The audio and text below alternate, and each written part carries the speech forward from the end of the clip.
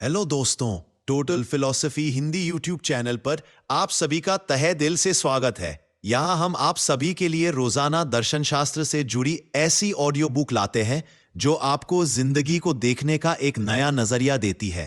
कल्पना कीजिए, लगभग 2500 साल पहले की यूनान की धरती, जहां समुद्र की लहरें निरंतर गूंज रही थीं, नगर राज्यों में विचार और तर्क की मशालें जल उठी थी और हर ओर नए नए प्रश्न हवा में तैर रहे थे। सत्य क्या है? जीवन क्या है? परिवर्तन असली है या केवल आभास? इन्हीं प्रश्नों के बीच उभरा एक महान चिंतक, पार्मेनिदीज। वह केवल एक दार्शनिक नहीं था, बल्कि एक रहस्यदर्शी यात्री की तरह था जिसने दुनिया को नई आंखों से देखने की चुनौती दी। उसने कहा, जो बदलता है वह सत्य नहीं हो सकता, जो सच्चा है वह कभी बदल नहीं सकता। जरा सोचिए, अगर हर वह चीज जिसे हम प्रतिदिन अनुभव करते हैं, जन्म और मृत्यु, दिन और रात, ऋतुओं का आना जाना, सिर्फ भ्रम हो, तो असली सच्चाई कहां है? पार्मेनिदीज की शिक्षा हमें एक ऐसे द्वार तक ले जाती है जहां से तर्क और रहस्य का ऐसा सफर शुरू होता है जो सुनने वाले को भीतर तक झकझोर देता है। यह कहानी केवल एक दार्शनिक की नहीं, बल्कि उस सत्य की खोज की है जो शाश्वत और अविचल है, जिसे कोई समय, कोई परिवर्तन छू भी नहीं सकता। तो आइए, तैयार हो जाइए इस अद्भुत यात्रा के लिए, जहां हर शब्द आपको नए रहस्यों की ओर खींच ले जाएगा और हर विचार आपको यह सोचने पर मजबूर कर देगा, क्या सचमुच वह दुनिया जिसे हम हकीकत मानते हैं केवल एक माया है? बहुत समय पहले की बात है, यूनान की धरती पर जब नगर राज्य अपनी शक्ति और संस्कृति के उत्कर्ष पर थे, तब एक छोटे से नगर अलेया में एक बालक का जन्म हुआ। इस नगर की गलियां पत्थरों से बनी थीं, घर सरल लेकिन सुदृढ़ थे और समुद्र की लहरें दूर से आती हुई लोगों के जीवन को स्थिरता और गति दोनों का अनुभव कराती थीं। इसी नगर में जन्मा वह बालक आगे चलकर मानव इतिहास के सबसे अद्वितीय चिंतकों में गिना गया। उसका नाम था पार्मेनिदीज। पार्मेनिदीज बचपन से ही गंभीर स्वभाव के थे। जबकि दूसरे बच्चे खेलों और शोरगुल में मग्न रहते, वह चुपचाप बैठकर आकाश को निहारते रहते। कभी समुद्र की लहरों को ध्यान से देखते, कभी पहाड़ों की चोटी पर बादलों का खेल देखते और सोचते, यह सब क्यों बदलता है? यह कहां से आता है और कहां चला जाता है? उनके भीतर एक ऐसी जिज्ञासा जन्म ले चुकी थी जो सामान्य बच्चों से कहीं अधिक गहरी थी। कहा जाता है कि उनकी माता अक्सर कहती, यह बच्चा दूसरों से अलग है, यह हंसता कम है, सोचता ज्यादा है, इसकी आंखों में हमेशा कोई प्रश्न तैरता रहता है। और सचमुच पार्मेनिदीज का मन दुनिया के रहस्यों को समझने के लिए आतुर था। यूनान उस समय देवताओं और मिथकों की भूमि थी। लोग मानते थे कि हर परिवर्तन देवताओं की इच्छा से होता है। बारिश ज्यूस के आदेश से गिरती है, समुद्र की लहरें पोसाइडन के क्रोध से उठती है और बीमारियां देवियों के श्राप से आती है। लेकिन पार्मेनिदीज के मन को यह बातें संतोष नहीं देती थी। वे सोचते, यदि देवता ही सब करते हैं तो फिर यह क्रमबद्धता क्यों है? सूरज हर दिन क्यों उगता है?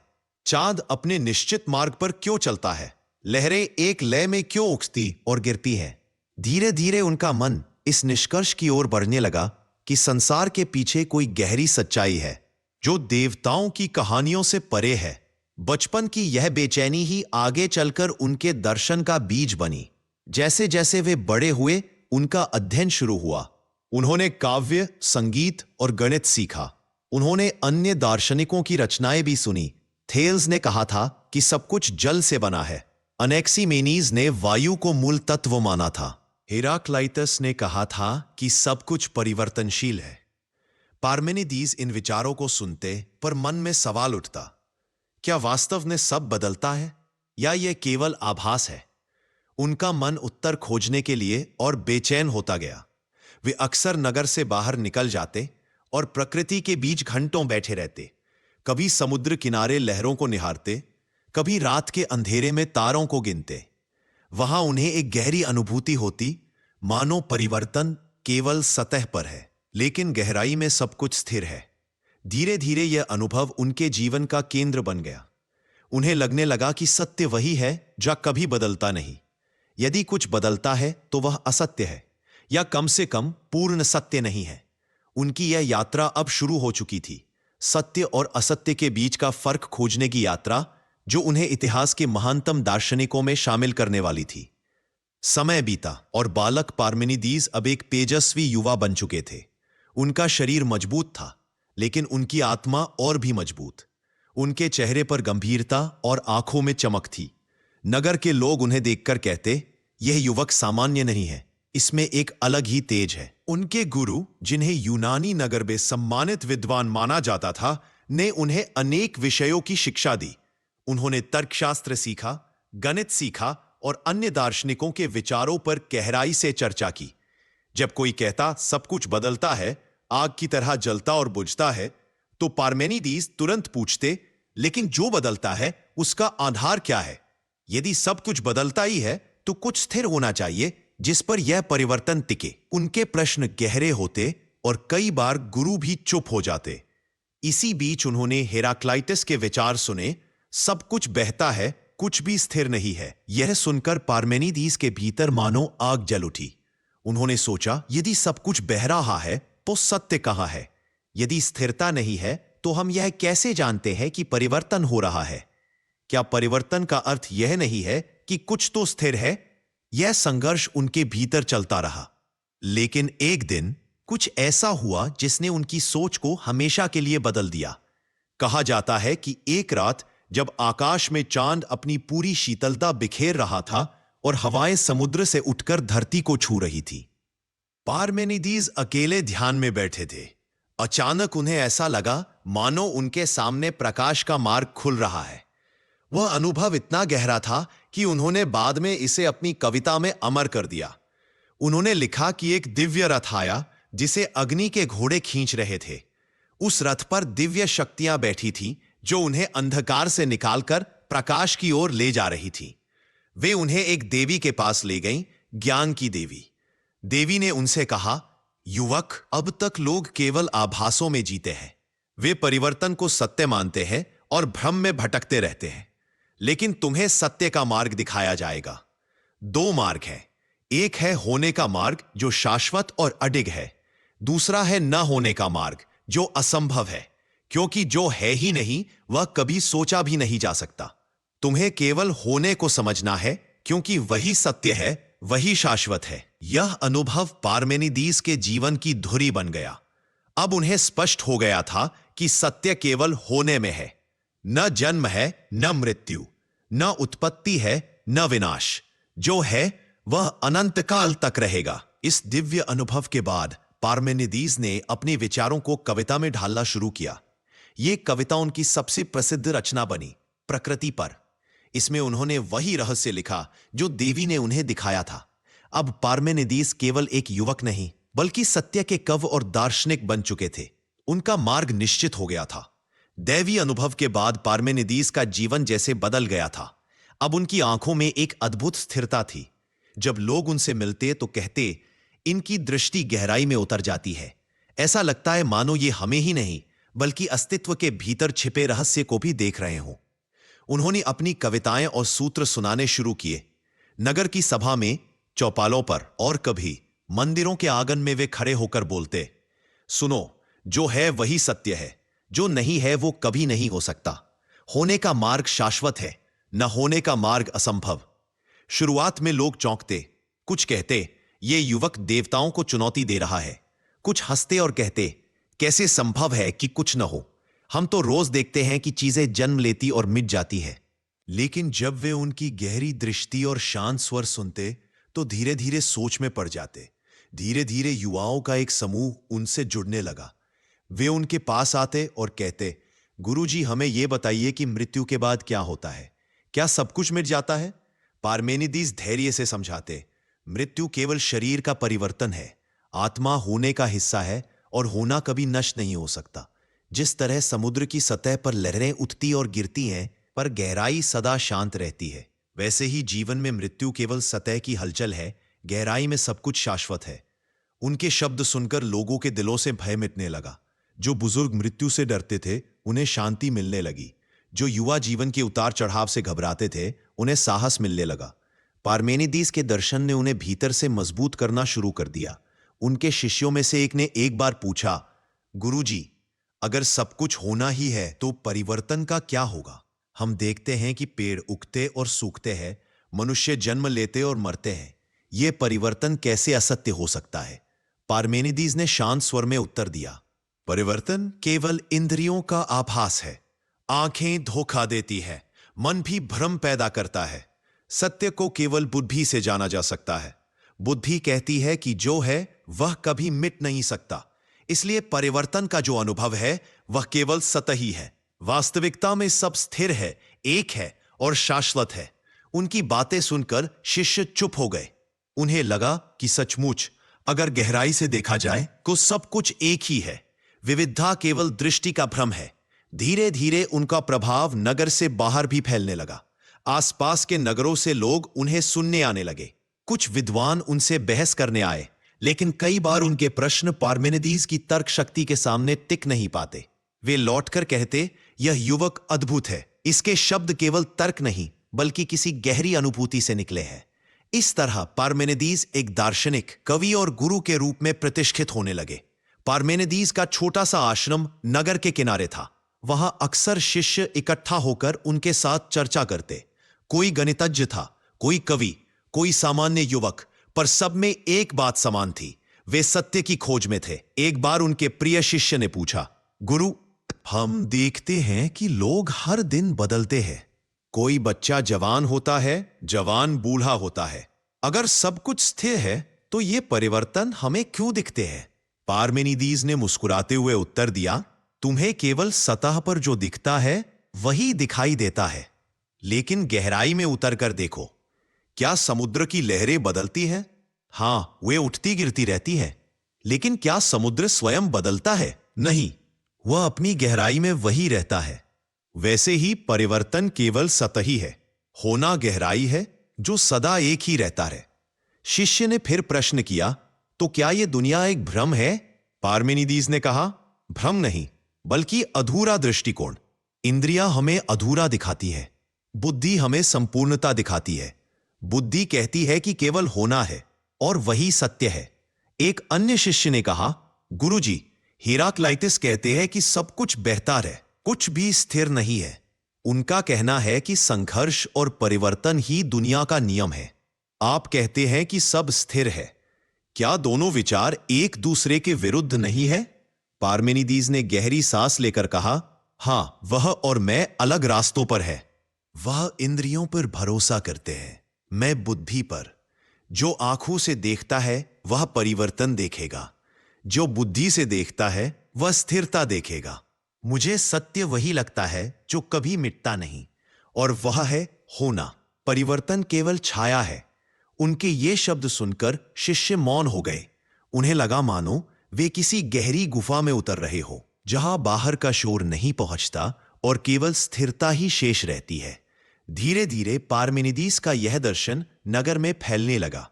व्यापारी जब घाटे से परेशान होता तो उसे गुरु के वचन याद आते, जो है वही रहेगा। सैनिक जब युद्ध में हारता तो उसके मन में आता, हार भी केवल सतही है, अस्तित्व स्थिर है। बुजुर्ग मृत्यु के भय से मुक्त होने लगे, क्योंकि उन्हें विश्वास हो गया था कि आत्मा कभी नष्ट नहीं होती। यूनान के अन्य नगरों में भी पार्मेनिदीज की ख्याति पहुंचने लगी। विद्वान उनके दर्शन को सुनने के लिए एलिया आने लगे। कुछ आलोचना करते तो कुछ उनकी गहराई को स्वीकार कर लेते, लेकिन एक बात निश्चित थी, उनकी शिक्षा ने ग्रीक चिंतन को नया मोड़ दे दिया था। उनका आश्रम अब केवल ज्ञान का केंद्र नहीं बल्कि जीवन जीने का एक मार्ग बन चुका था। वहां आने वाला हर व्यक्ति अपने भीतर स्थिरता और शांति का अनुभव करता। पार्मेनिदीज अब केवल एक गुरु या कवि नहीं रहे थे, वे अपने समय की आत्मा बन चुके थे।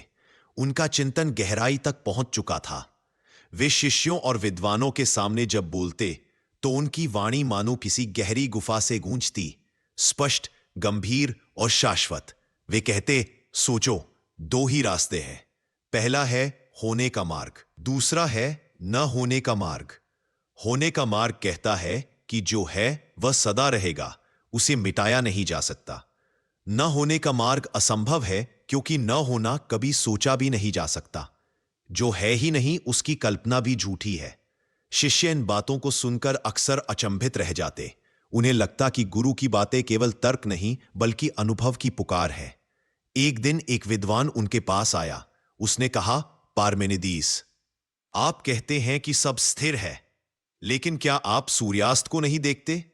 क्या आप ऋतुओं का परिवर्तन नहीं देखते? क्या यह सब परिवर्तन नहीं है? पार्मेनिदीज ने उत्तर दिया, हां, मैं इन्हें देखता हूं, लेकिन मैं यह भी देखता हूं कि यह सब केवल आभास है। परिवर्तन आंखों को दिखाई देता है, पर सत्य की दृष्टि में सब स्थिर है। सोचो, यदि कोई वस्तु अस्तित्व में है तो वह कभी मिट नहीं सकती, और यदि कोई वस्तु अस्तित्व में नहीं है तो वह कभी हो भी नहीं सकती। इसलिए उत्पत्ति और विनाश केवल भ्रम है। सत्य यह है कि सब एक है, शाश्वत है। विद्वान उनके सामने मौन हो गया, उसके पास उत्तर नहीं था। पार्मेनिदीस की सबसे बड़ी विशेषता यही थी कि वे इंद्रियों से परे बुद्धि को महत्व देते थे। वे कहते, इंद्रियां धोखा देती है।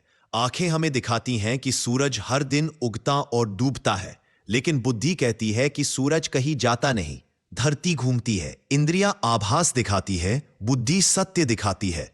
उनके विचार धीरे धीरे ग्रीक दर्शन में गहराई तक उतरने लगे। प्लेटो जैसे दार्शनिकों ने बाद में स्वीकार किया कि पार्मेनिदीज ने उन्हें गहराई से प्रभावित किया। प्लेटो ने कहा कि पार्मेनिदीज ने हमें सत्य और आभास का फर्क सिखाया। प्लेटो की आइडिया की दुनिया का बीज पार्मेनिदीज की शिक्षा में ही था। अरस्तू ने भी माना कि पार्मेनिदीज ने अस्तित्व के बारे में एक नया दृष्टिकोण दिया। भले ही उन्होंने आगे आकर अपने सिद्धांत बनाए, लेकिन पार्मेनिदीज का प्रभाव उनके चिंतन में स्पष्ट दिखाई देता है। पार्मेनिदीज का यह दर्शन केवल विद्वानों तक सीमित नहीं रहा, आम लोग भी उससे गहराई से जुड़ने लगे। मृत्यु का भय कम हुआ, जीवन की कठिनाइयां सहन करने की शक्ति बढ़ी, और लोगों को यह समझ आने लगी कि बाहरी हलचल केवल आभास है, भीतर की स्थिरता ही सत्य है। धीरे धीरे उनका नगर एलिया दर्शन का केंद्र बन गया। वहां दूर दराज से लोग आते और सत्य की इस शिक्षा को सुनते। पार्मेनिदीस के शब्द उनके मनों में ऐसे बस जाते मानो किसी ने उनके भीतर गहरी नींव डाल दी हो। समय बीतता गया। पार्मेनिदीस अब वृद्ध हो चुके थे। उनका शरीर थक चुका था, लेकिन उनकी आंखों की चमक अब भी वैसी ही थी, गहरी, स्थिर और शाश्वत। एलिया का नगर उन्हें एक संत, एक गुरु और एक जीवित दार्शनिक परंपरा के प्रतीक की तरह मानता था। उनके चारों ओर शिष्य रहते, जीनो, मिलिसस और कई अन्य युवा चिंतक जो गुरु के विचारों को आगे बढ़ाने के लिए उत्सुक थे। जीनो तो उनके सबसे प्रिय शिष्यों में से एक था। उसने अपने गुरु के दर्शन की रक्षा के लिए अनगिनत तर्क और विरोधाभास तैयार किए, ताकि कोई भी उनकी शिक्षा को आसानी से खंडित न कर सके। पार्मेनिदीस अपने अंतिम दिनों में अक्सर शिष्यों से कहते, मैंने जो कहा वह मेरा नहीं, सत्य का स्वर है। इसे अपनी धरोहर मानो। याद रखो, लोग तुम्हें कहेंगे कि संसार बदलता है, कि जन्म और मृत्यु है, लेकिन तुम उनसे कहो, सत्य शाश्वत है, होना अनंत है। जो है वही सदा रहेगा, जो नहीं है वह कभी हो ही नहीं सकता। एक शाम जब समुद्र की लहरें शांत थीं और आकाश में संध्या का रंग बिखरा था, पार्मेनिदीस धीरे धीरे बोलते हुए शिष्यों को अपनी अंतिम सीख दे रहे थे। उन्होंने कहा, जीवन केवल इंद्रियों का खेल है। तुम देखोगे कि ऋतुएं बदलती हैं, मनुष्य जन्म लेते और मरते हैं, नगर बनते और बिगड़ते हैं, लेकिन सत्य इन सब से परे है। तुम बुद्धि से देखो, भीतर झांको, वहां एक ऐसी स्थिरता है जो कभी बदलती नहीं। उसी में शांति है, उसी में अमरता है। उनकी वाणी मानो किसी गहरी गुफा से आती प्रतिध्वनि थी। शिष्य निशब्द होकर सुनते रहे।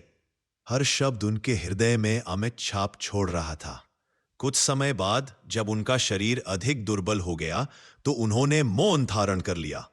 वे कहते थे कि मौन भी एक भाषा है जो केवल उन लोगों को समझ आती है जो भीतर की यात्रा कर चुके हैं।